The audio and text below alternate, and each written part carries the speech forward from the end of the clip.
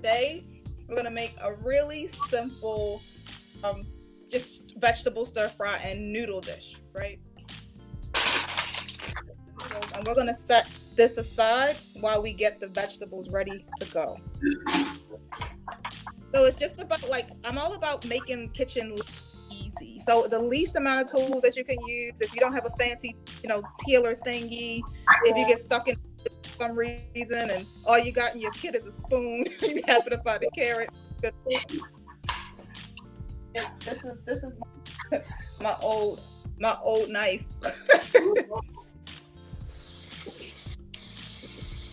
Okay.